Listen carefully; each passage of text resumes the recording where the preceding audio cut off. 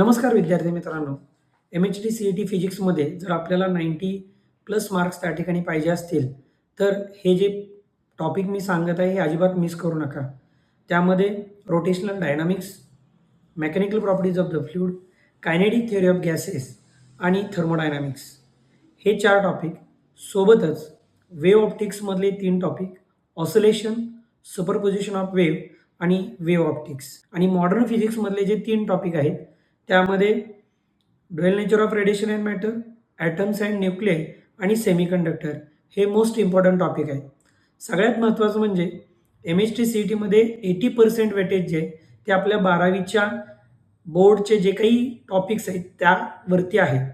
त्यामुळं हे जे 12वीचे टॉपिक्स जर कुणाचा स्टडी त्या ठिकाणी झाला नसेल, तर त्यांनी 12वीचे जे टॉपिक्स आहेत त्याच्यावरती जर फुल्ली फोकस केलं तर तुम्हाला 80% किंवा 80% पेक्षा जास्त मार्क्स त्या ठिकाणी मिळू शकतात.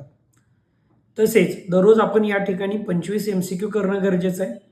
म्हणजे त्याच्यातून आपलं MCQ सॉल्व्हिंगचं प्रॅक्टिस होऊन जाईल. सोबतच PYQला सुद्धा आपण त्या ठिकाणी इम्पॉर्टंट देणं गरजेचं आहे. धन्यवाद.